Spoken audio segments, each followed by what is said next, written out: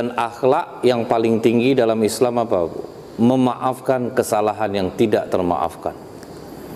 Jadi dalam sesi seminar tentang psikologi, Pak, tahun 2008, orang-orang di Amerika itu mengatakan news forgiveness research looks at the effect on other. Dampak memaafkan bagi kesehatan tubuh seseorang. Jadi kalau kita masuk ke rumah sakit di Amerika, nanti kepala kita tuh, Pak, dipasang alat namanya tomografi emisi positron. Nanti nampak di layar dia tuh hormon apa yang paling dominan. Kalau hormon kortisol dan adrenalin yang keluar di kepalanya, dokter itu langsung tahu bapak ibu ada sakit hati ya sama orang yang belum dimaafkan. Kenapa tinggi orang yang kena jantung di Indonesia ini, Pak? Karena apa? Hormon kortisol dan adrenalin yang keluar di kepalanya. Maksudnya apa? Orangnya sholat, naik haji udah, pendendam ini tidak bisa hilang. Contohnya, Pak, naik pimpinan orang A semuanya, yang B buang semua, Pak. Halal bihalal tiap tahun juga, tapi pendendamnya tidak hilang juga. Orang demo difoto, nanti dipindahkan dia, Pak, kalau sempat mendemo dia. Kalau sempat dia tidak terpilih di pilkada, camat habis kena mutasi semua, di mana kantong-kantong dia kalah pindahkan semuanya. Pendendam. Makanya rumah sakit Awal Bros itu buka cabang tuh, Pak, karena banyak peminatnya, Pak. Rumah sakit Sansani banyak peminatnya. Buka lagi rumah sakit Mesra, ada lagi peminatnya. Buka rumah sakit Eka Hospital, ada juga peminatnya. Kenapa banyak, Pak? Karena itulah pendendam. 80% penyakit karena pikiran, hanya 20% karena makanan. Berhentilah menyalahkan makanan. Kolesterol naik, darah tinggi, diabetes. Bapak tahu enggak di Mekah kalau orang tuh pesta, Pak, satu meja itu satu ekor onta, Pak, 12 orang yang makan cuman, Pak. Enggak ada yang kolesterol naik, Bu. Kita kambing seekor satu RW makan sakit tengkuk, akut, Pak. Sebetul bukan itu yang menaikkan. Akhlak kita tuh buruk, itu yang membuat penyakit. Tapi janganlah Bapak nanti tuduh-tuduhan pula, Pak, pantas Bapak sakit ya, Pak, ya. Pendendam Bapak, jangan pula, Pak. Karena badan dari pakai lama bisa juga. Sakit itu juga menggugurkan dosa, mengangkat derajat. Nah, cuman ini hanya salah satu penyebabnya saja. Akhlak kita tuh maaf-maafan tiap tahun, tapi sebetulnya di hati masih membekas. Jadi waktu seminar itu, Bu, ya, disuruh orang semua pejam mata, ingat orang-orang yang pernah menyakiti kita. Lah sampai diingat-ingatnya, coba sekarang ucapkan dengan tulus bahwa kalian telah memaafkan. Itu sampai ada yang jatuh pingsan loh, Pak. Saking beratnya untuk memaafkan. Mengucapkan itu senang. Kalau mengucapkan maafkan ya, aku banyak salah, ya enggak apa-apa, aku juga banyak salah, padahal hati kadang sakit hati, Pak. Karena, Bu, tuntutan memaafkan itu berat. Jadi makanya kalau orang mau memaafkan dengan tulus, baru ibadahnya bisa enak, Pak. Baru ibadah bisa enak. Kalau enggak dengan tunggi lah, Pak, heran juga kita rasa. Kenapa makin risau aja, aku orang sholat, tapi kok banyak kerisauan di hati aku.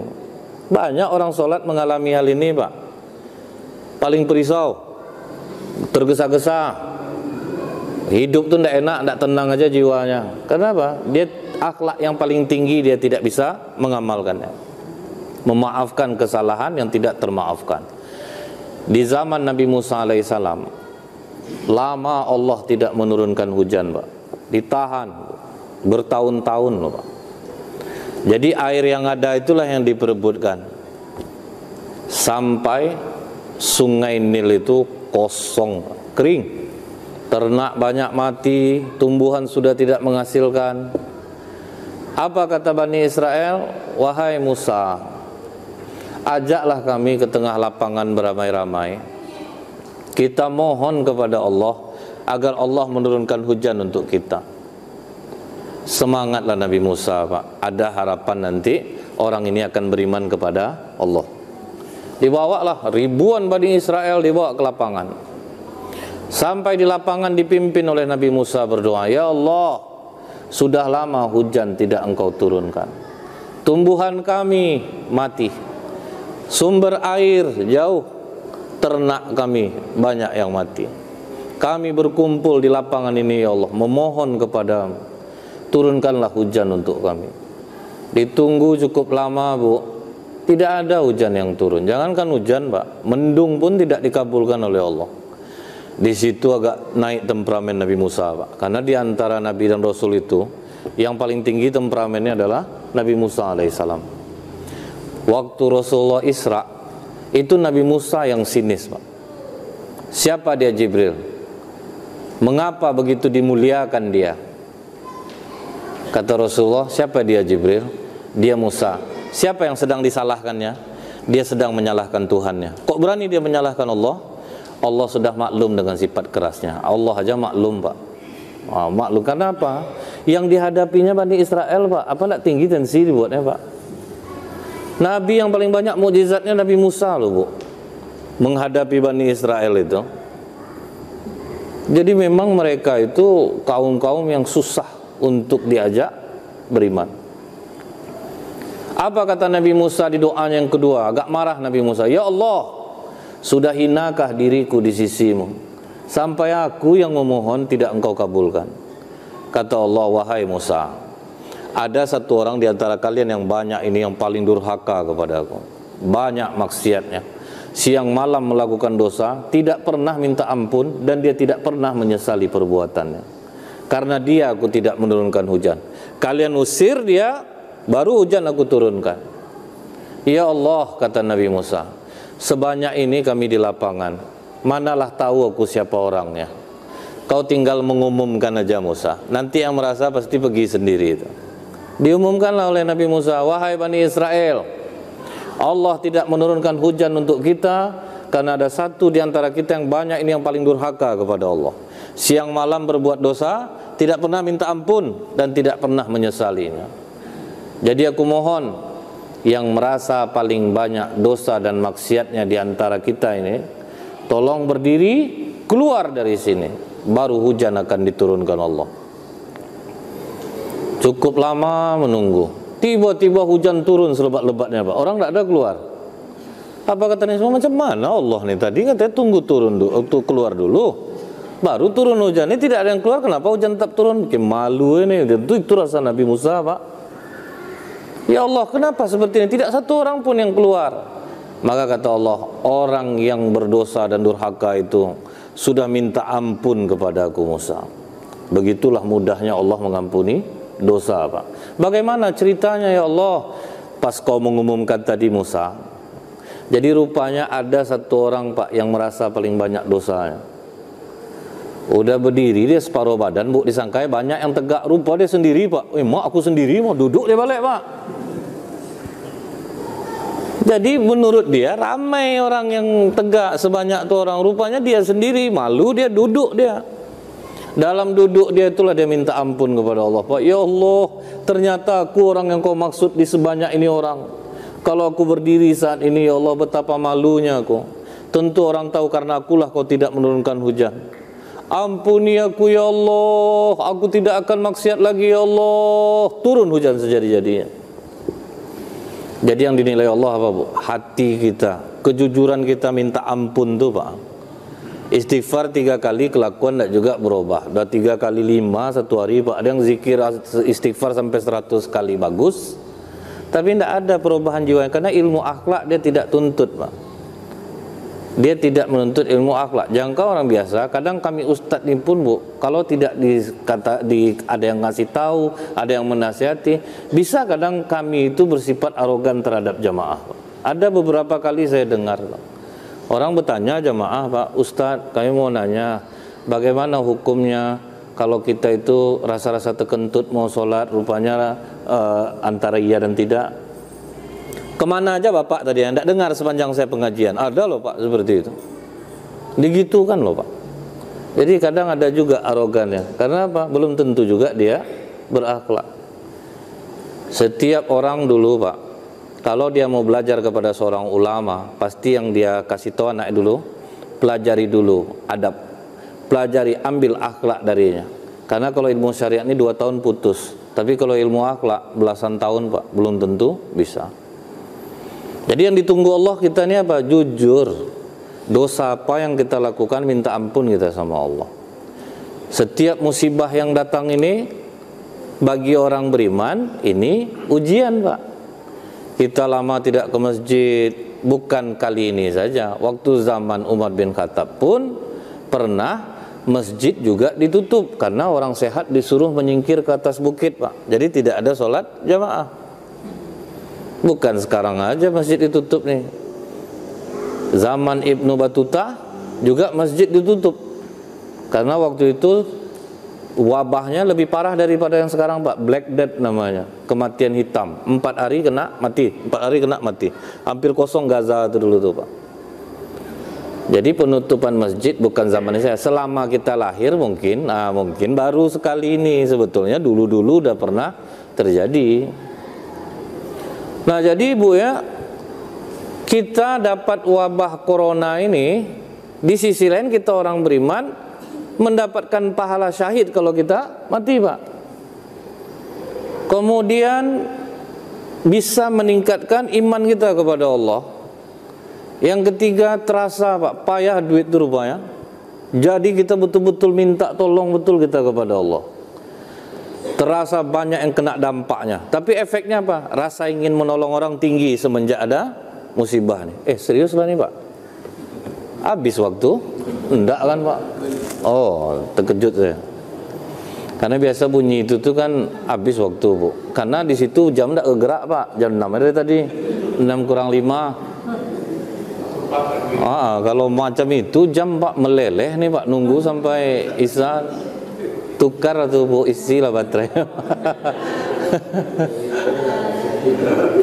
Saya kira tadi itu waktu Malaysia, ini yang Indonesia, Pak. Nah, jadi kemudian, Pak, ketika dia tulus minta ampun kepada Allah, Allah ampuni dosanya. Allah ampuni dosanya. Kemudian Nabi Musa berkata, bolehkah aku tahu siapa orangnya, ya Allah? Kata Allah, Pak, kalau aku sudah memaafkan kesalahan hambaku Musa, maka aku akan menutup aibnya. Itu syarat kita memaafkan tuh, Pak. Makanya maaf itu asal katanya afu, menghapus tanpa jejak. Ini kadang kata udah Bapak maafkan dia, Pak. Udah biasa nampak muka sakit hati saya ini. Belum bisa juga saya lagi. Berarti belum memaafkan tuh, Pak. Mulut baru yang minta maaf. Bersalam juga habis sembahyang, hati sakit sebetulnya, Pak. Mau naik haji baru maaf-maafan, tapi hati ini tetap juga belum bisa memaafkan. Jadi jangan dikira memaafkan itu sesuatu hal yang mudah, Pak. Tapi kalau sempat lolos, berhasil, baru nyaman jiwa tuh, Pak. Yang mengamalkan ini siapa? Hadis Rasulullah. Nelson Mandela, Pak. Presiden Afrika yang bertahun-tahun di penjara, disiksa oleh sipir penjara, rupanya jadi presiden, Bu. Apa yang dilakukannya ketika keluar penjara begitu dia jadi presiden? Aku telah memaafkan seluruh sipir penjara yang menyiksa aku selama aku di penjara. Kenapa Anda lakukan itu? Itulah langkah terbaik untuk menuju masa depan. Kalau enggak nanti teringat-ingat, baru, Pak. Nah, seharusnya orang Islam yang punya akhlak seperti ini, Pak. Baru banyak orang sehat badannya, Bu. Kalau sempatlah orang mengamalkan ini, insya Allah, Pak, kesehatannya mulai membaik. Kesehatannya akan mulai membaik. Kita mungkin masih ingat akhlak Rasulullah itu apa yang membuat beliau sesibuk itu, tetapi, Pak, justru di akhir hayatnya baru sakit. Padahal berapa sibuk Rasulullah itu, Pak. Tidak ada riwayat penyakit. Ketika ditanya kepada Ummul Mukminin Aisyah, apa akhlak Rasulullah itu? Khuluqul Quran.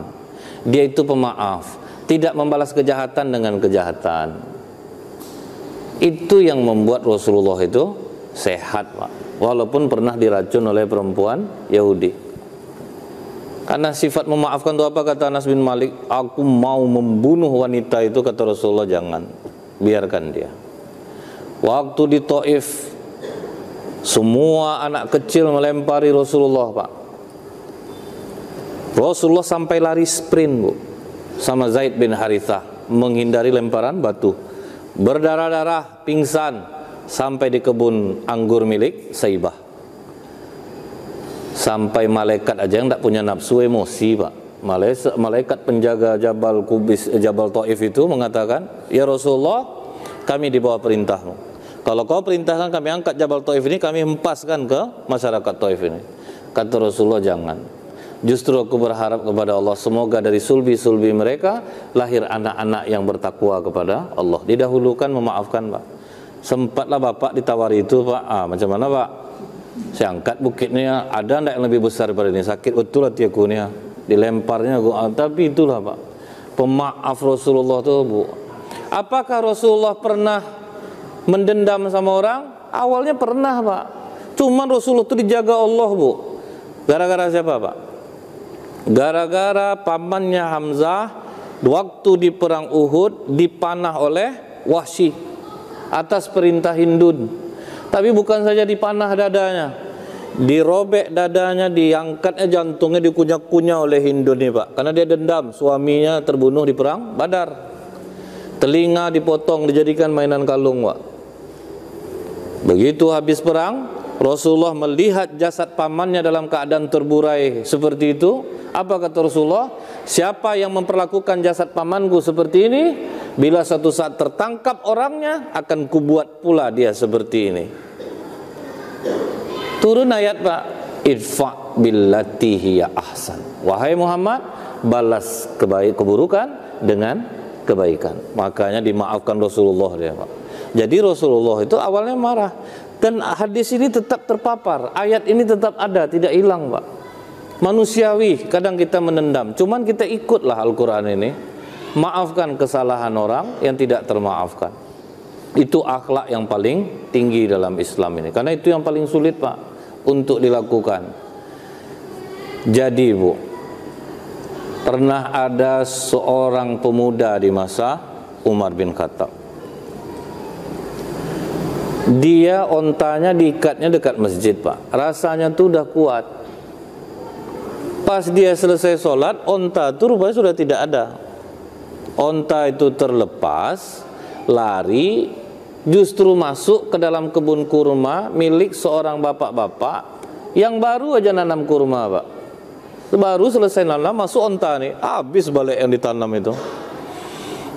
Tidak bisa bapak yang punya kebun ini menahan emosinya, Pak. Begitu onta itu berada di pojok, diambilnya pisau, langsung disayatnya leher onta itu, mati.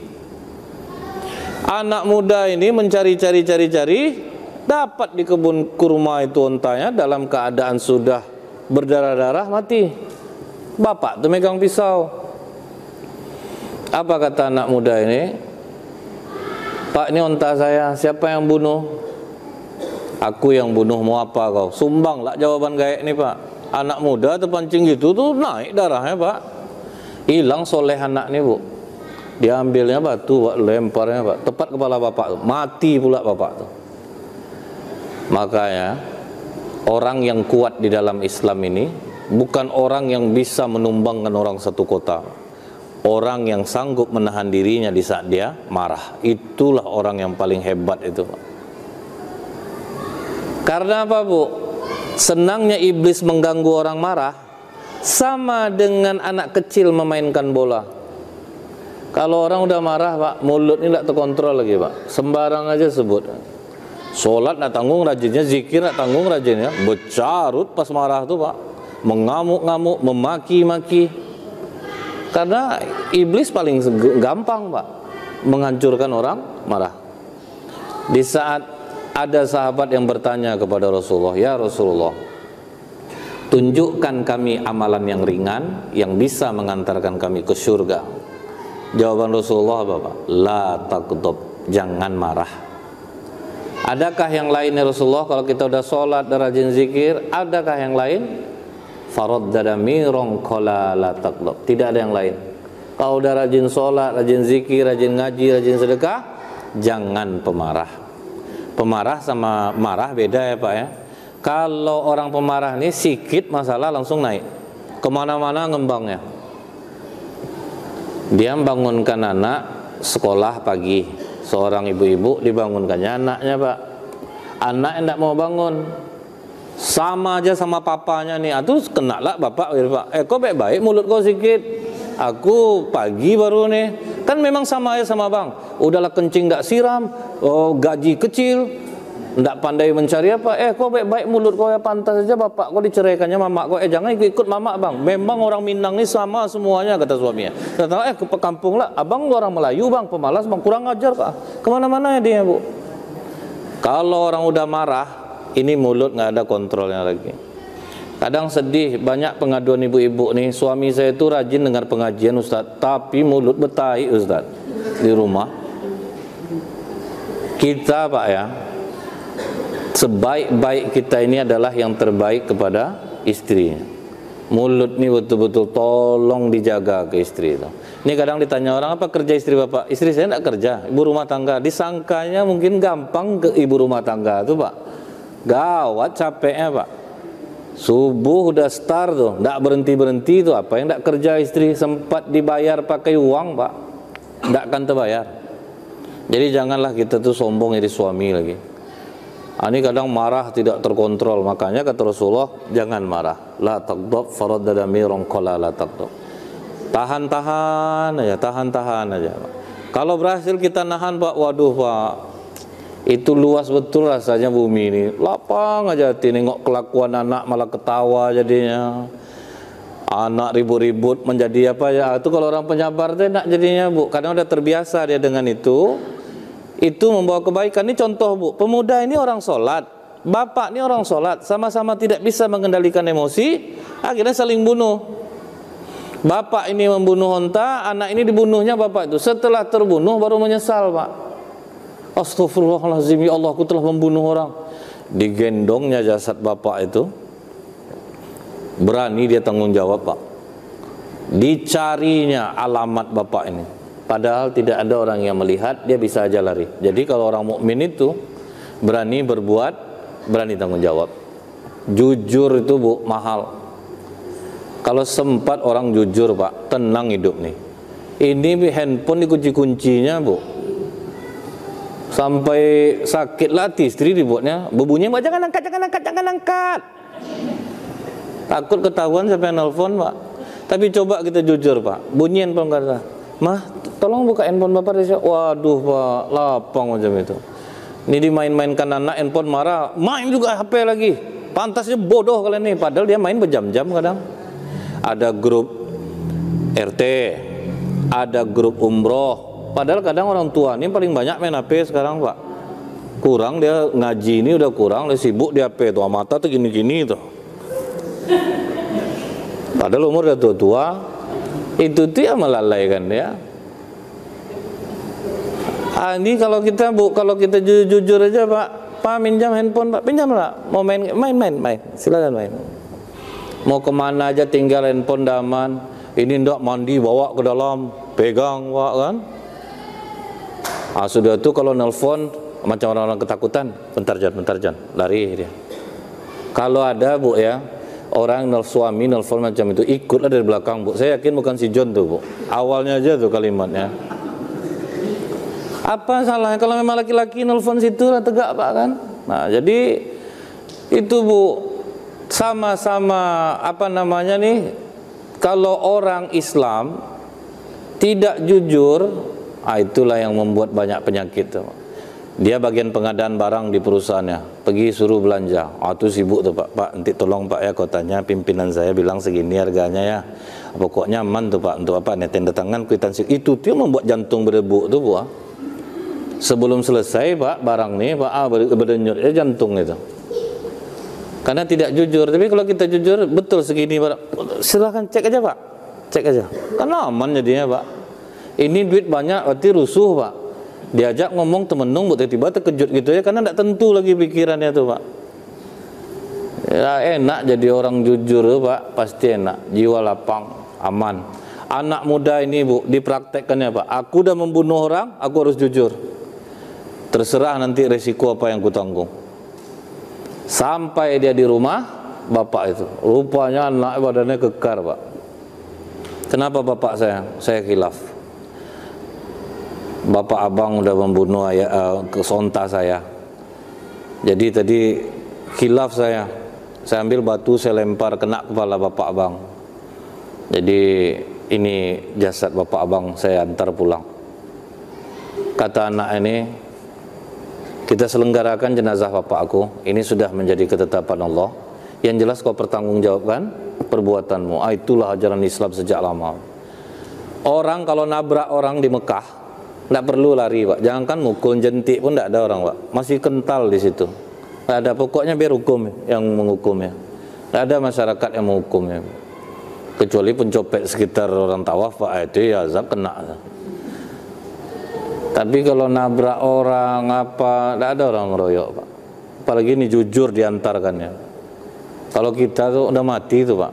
Nantilah penjara, yang penting kau bunuh bapak aku mati, kau pula mati kan juga orang itu. Tapi ini enggak, Bu. Habis diselenggarakan jenazah, masyarakat pun enggak ada ngeroyok, Pak. Masyarakat tidak ada ngeroyok. Dibawa ke hadapan Khalifah Umar bin Khattab. Apa kata Khalifah Umar? Apa kesalahan anak ini kalian bawa ke sini? Dia telah membunuh ayah kami, Khalifah. Dipandang Khalifah Umar, wajah anak muda ini rasa tidak yakin, Pak. Muka itu nampak muka baik ya. Nampak dia itu khilaf melakukan itu. Artinya orang sebaik-baiknya dia bukan malaikat, Pak. Pasti ada dia buat kesalahan. Pasti ada buat kesalahan. Kadang, Bu ya, macam kami ini, Bu, sudah ceramah soal kesabaran, tahu-tahu bisa nanti pemarah balik dari sini itu, Pak. Itu kadang, Pak. Itu yang dibilang orang temakan gaji itu, Pak. Ya, saya pernah kena, Bu. Berapi-api ceramah tentang hikmah kesabaran, penuh kasih sayang. Pas pulang, tidak nampak rupanya mata kawan saya ini masuk lubang pecah. Masa nak nampak, Pak, lubang itu, Pak? Ingat kaji tadi, semua ada hikmahnya. Pokok sabar aja kita. Aduh, Pak, kena saya di pengajian saya. Bisa satu malam itu 2 kali ban pecah loh, Pak. Allah ingin menguji, Bu. Betul nggak kau praktekkan ini? Alhamdulillah, memang bisa dipraktekkan, tapi lupa saya ngasih uang ke orang yang nolong di jalan dongkrak tuh, Pak. So, sepanjang jalan itu pikir, Bu, ngapa ndak terkasih sama saya? Mungkin ya karena udah kacau tadi, Pak. Akhirnya doa yang saya dapat saya panjatkan kepada Allah untuk dia lagi, Pak. Mungkin dia jawab, lupa. Tengoklah, terakhir aku nolong kau nih pasti. Aku tandai mobil, tengoklah. Ndak terkasih, okay, uang sedikit. Memang lupa, itu lupa. Nah, jadi kata Khalifah Umar, betul kau membunuh bapak dia nih. Apa jawaban anak muda ini, Pak? Demi Allah, Khalifah, sekalipun tidak ada yang melihatnya, tapi Allah tahu bahwa akulah pembunuhnya. Oh, tuh, ha? Awak menggunakan demi Allah untuk bohong biasanya. Iya, kau yang ngambil barang-barang di masjid. Demi Allah, Pak, tidak ada saya. Berarti dia yang ngambil kadang-kadang. Dia udah pakai demi Allah lah, Pak. Kemana toa masjid ini? Bilang, demi Allah, saya tidak tahu. Pada di kilonya, Pak, dijualnya. Jadi orang banyak menggunakan demi Allah, insya Allah untuk sesuatu hal yang salah. Kita hanya boleh menggunakan kalimat insya Allah itu kapan, Bu? Udah 90% kita pasti datang, Pak. Baru pakai insya Allah. Ini enggak untuk enggak datang, Pak. Bisa datang nanti, Pak? Ya, insya Allah lah ya. Itu artinya enggak datang tuh, Pak. Itu artinya jadinya di Indonesia nih, Pak. Insya Allah itu artinya enggak akan datang, Bu. Padahal insya Allah itu udah mendekati yakin kita bisa datang, baru kita bisa menggunakan insya Allah. Kalau enggak, tengoklah nanti dulu, saya enggak bisa janji. Ya, lebih baik itu, Pak, omongnya. Daripada pakai insya Allah, udah gunakan nama Allah, berdusta lagi, Pak. Banyak kena jadinya. Nah, kemudian karena dia sudah menjadikan Allah sebagai saksi, maka kata Allah, kau dikisos, kau dibunuh juga. Jujur itu bukan berarti enak, Bu. Oh, kita orang udah jujur tuh, tahu-tahu aman aja, enggak. Jujur hukum tetap jalan, Pak. Kamu dibunuh juga. Apa kata pemuda ini? Aku terima hukuman itu, Khalifah. Tetapi tolong kasih waktu 3 hari. Karena aku ada membawa harta anak yatim bersamaku yang harus kuantarkan ke kampungku. Aku insya Allah akan datang lagi kemari. Kata Khalifah Umar, tidak bisa anak muda. Karena kau telah menjadikan Allah sebagai saksi dan kau tidak boleh lagi keluar dari kota ini. Kecuali ada orang yang menjaminkan dirinya untukmu, yang apabila kau tidak datang, maka dia yang akan dipancung. Oh, bayangkan, Pak. Jadi penjamin itu memang ada. Sampai sekarang pun ada penjamin. Siapa yang berani jamin, Bu? Pemuda ini orang asing. Dipandang pemuda inilah sahabat Rasulullah yang masih hidup di situ, Pak. Nampak dia Abu Dzar Al-Ghifari radhiyallahu anhu. Paman, sudikah paman menggantikan diriku 3 hari ini, paman? Setelah harta anak yatim ini aku berikan, aku akan pulang lagi kemari. Berdiri langsung Abu Dzar Al-Ghifari. Silakan nak, jalan. Aku yang akan menjamin dirimu. Kaget orang semua, Pak. 1 hari tidak ada tanda-tanda anak datang. 2 hari belum ada juga, Pak. 3 hari tidak juga dia datang. Apa kata anak pemilik kebun kurma ini? Wahai khalifah, sekarang aku tidak peduli lagi. Yang jelas nyawa ayahku yang tertumpah harus ada yang menebusnya, dan kau paman Abu Dzar yang menjaminnya, kau yang akan dipanjung. Maka kata Abu Dzar, silahkan. Tidak ada sedikit pun gurat penyesalan di wajahnya, Pak. Begitu detik-detik pemancungan mau akan dilakukan, terdengar teriakan dari jauh, tunggu, tunggu, tunggu, tunggu, tunggu, tunggu. Itu bergema-gema tuh, Pak. Kalau di film kan lah, seru tuh adegannya tuh, Pak, kan. Dia lari itu, Pak, di slow motion lah tuh, Pak. Wah, itu tambah apa rasanya kejadiannya. Jangan jadikan dulu hukuman itu khalifah. Aku sudah datang. Aku tidak akan mengingkari janji yang telah aku buat. Karena aku tidak mau membuat orang berkata bahwa tidak ada lagi orang Islam yang bisa dipercaya. Aku sudah datang. Padahal dia bisa aja lari, Pak. Melihat itu, semua orang mengarahkan pandangannya kepada Abu Dzar Al-Ghifari. Kau pasti kenal sama ayah anak ini? Enggak. Kau kenal ibunya? Enggak juga. Kok berani kau menjaminkan diri kau untuk anak nih? Karena aku juga tidak mau membuat orang berkata bahwa tidak ada lagi orang Islam yang sayang kepada saudaranya sesama Islam. Ngeri persaudaraan kita nih, Pak. Mau yang doanya sendiri, mau yang doanya bersama, mau celananya di atas mata kaki, di bawah mata kaki. Persaudaraan kita ini tinggi. Tidak boleh kita saling membeda. Dia tidak sepengajian sama kita, ngapa kita datang ke dia, tidak bisa, Pak. Jadi kasih sayang di antara kita tinggi. Ini Abu Dzar aja nggak tahu, Pak, nggak kenal sama dia, tapi saudara sesama Muslim. Berbeda itu biasa, Bu. Imam Syafi'i itu gurunya ada 14, Pak. Di Mekah, Irak, Mesir, Yaman. Makanya yang dia periode dia di Madinah beda fatwanya dengan ketika dia belajar fikih di Irak dan Mesir. Nah, orang banyak diambilnya yang lama, diambil digodoknya sama yang baru, ambil lama. Apa enggak berbeda-beda jadinya?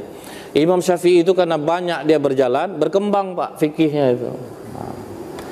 Waktu dia di Mekah Madinah ini cocok dengan masyarakatnya. Ketika di Irak beda lagi, di Mesir beda lagi.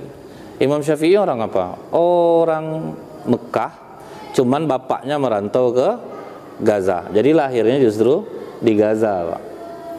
Jadi dia banyak berjalan. Nah, orang yang kadang itu sempit pikirannya itu, dia mengaji ke satu orang, Pak. Aku yang betul, aku yang betul. Sedangkan Imam Syafi'i guru fikihnya aja sampai sebanyak itu loh, Pak. Jadi berkembang wawasannya. Kalau kita kan enggak dipaksa untuk ke satu orang ustadz. Pokok sini aja, yang lain itu enggak usah bergaji lagi. Padahal kita persaudaraan kita ini kuat, Pak. Kalau enggak kan lapang aja jiwa kita, Pak. Mau sholat di mana aja bisa. Jangan sampai terjadi, Bu, di salah satu daerah di Bukit Tinggi itu paham tua sama paham muda istilahnya, Pak. Masjidnya beda loh, Pak. Paham muda Muhammadiyah, paham tua Nahdlatul Ulama, Tarbiyah, zikirnya sama-sama. Kalau Muhammadiyah enggak. Kalau kita kan enggak terasa betul beda di Pekanbaru ini, Pak. Biasa aja. Tapi di sana masjidnya masing-masing tuh, Pak. Yang Muhammadiyah nggak akan ke Tarbiyah, yang Tarbiyah tidak akan ke Muhammadiyah.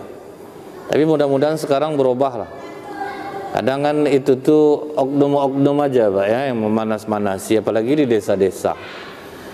Nah, jadi, Bu, ya, menangis anak pemilik kebun kurma ini, Pak, melihat Abu Dzar yang menjamin dirinya untuk anak itu.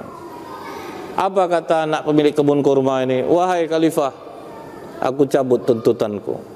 Abu Dzar telah mengajarkan kasih sayang kepada diriku. Aku maafkan anak ini sekalipun aku sangat ingin membunuhnya.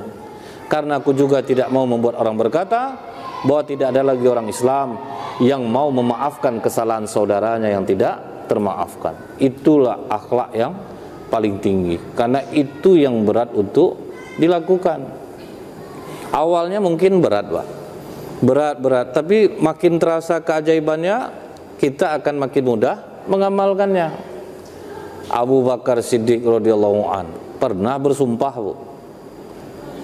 Surat An-Nur ayat 22 itu, Pak, turunnya itu berkenaan dengan masalah Abu Bakar Siddiq radhiyallahu an. Apa masalahnya, Bu?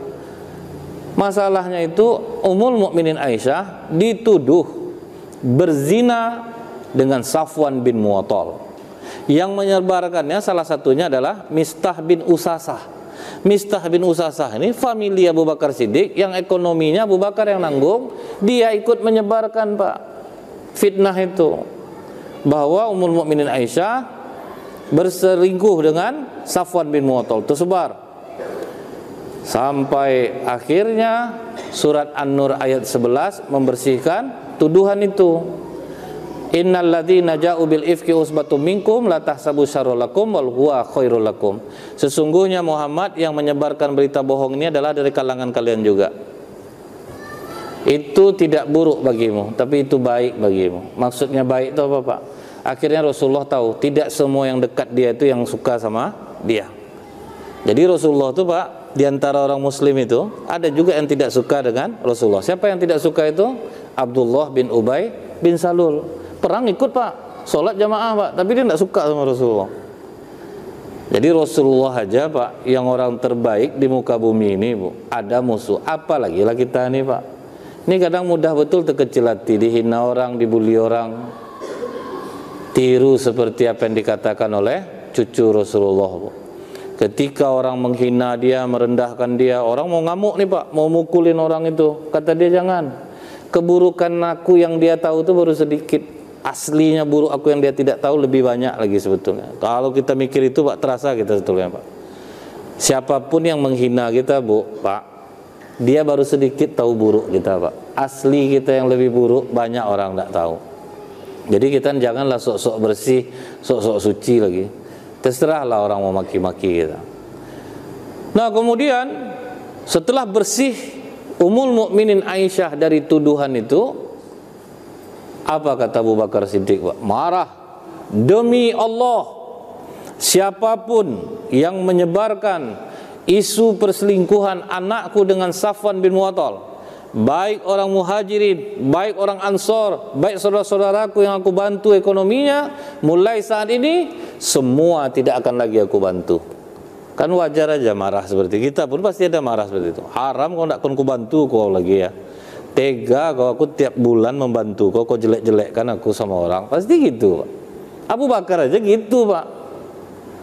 Namun turun surat An-Nur ayat 22. Wala ya'tali udul fadli minkum wasa'ati ayyutu lil qurba wal masakin wal muhajirin fi sabilillah wal ya'fu wal yasfahu ala tuhibbuna ay yaghfirallahu lakum wallahu ghafurur rahim. Nih, kalau kita betul-betul orang muslim, Pak, amalkanlah ayat ini. Janganlah orang yang mempunyai kelebihan dan kelapangan rezeki bersumpah bahwa dia tidak akan memberi bantuan kepada kerabatnya, orang-orang miskin, orang-orang yang berhijrah di jalan Allah. Nah, itu, Pak, sesakit hati apapun Bapak sama saudara Bapak, susah dia tetap bantu. Itu yang akhlak orang Islam. Sulit enggak nih, Pak? Sulit, Pak. Sedangkan udah lebarannya aja masih banyak yang tidak bertegur sapa. Kalau mau jadi orang muslim, ini syaratnya nih, Pak. Jangan kita yang punya kelapangan rezeki sumpah ndak akan ku bantu kau lagi, ndak bisa. Pokoknya susah dia bantu, sesakit hati apapun kita. Apalagi perintah Allah, wal ya'fu wal yasfahu, hendaklah mereka memaafkan dan berlapang dada. Dahsyat ndak akhlak orang muslim itu sesungguhnya, Pak. Kalau mau mengamalkan, ndak ada istilah sakit-sakit hati. Marah kita sama orang susah dia tetap bantu. Ini yang akhlak itu, Pak. Jumpa kita orang yang tidak pendendam macam ini di kehidupan nyata ini, Bu, ya. Waduh, luar biasa lapangnya, Pak. Ada orang tua, Bu, ya, boleh dibilang semenjak saya kenal dia belum ada dia kena penyakit ini lagi, Pak. Amalannya apa, Bu? Dia nolong orang.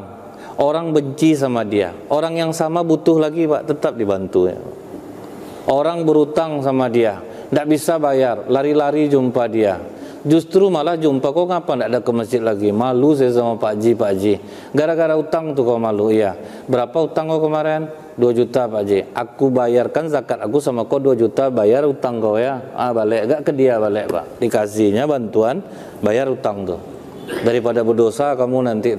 Jadi dalam kehidupan saya jumpa macam ini, saya jujur aja tidak sanggup saya macam Pak Ji itu Pak. Mudah-mudahan tidak dapatlah ujian macam itu Pak ya. Payah tuh Pak. Syukur aja alhamdulillah tidak dapat lah Bu yang sakit-sakit hati seperti itu. Allah masih sayang, tahu dia kekuatan saya nih Bu. Jadi tidak dikasih ujian yang seperti itu alhamdulillah. Kemudian apa lagi kata Allah Pak? Apakah kamu tidak suka bahwa Allah mengampunimu dan Allah Maha Pengampun Maha Penyayang? Jadi syarat untuk diampuni Allah apa Pak? Kalau mau kita dimaafkan Allah, lapang hidup kita nih Bu ya, mau lapang hidup kita ini diampuni Allah, syaratnya cuma satu, maafkan orang yang tidak termaafkan. Maafkan kesalahan orang yang sangat jahat sama kita. Hilangkan sakit hati, baru Allah ngampuni kita. Kenapa hidup kita buntu? Saya udah rajin sholat Ustaz, berbakti sama orang tua, rajin sedekah, udah saya amalkan semua yang Ustaz sampaikan tuh. Kenapa hidup saya masih buntu juga? Bisa jadi ini Pak, masih ada ndak sakit hati sama saudara yang belum dimaafkan. Mudah-mudahan ini bisa kita amalkan. Lebih kurang saya mohon maaf. Subhanakallahumma bihamdika asyhadu alla ilaha illa anta astaghfiruka wa atubu ilaik. Assalamualaikum warahmatullahi wabarakatuh.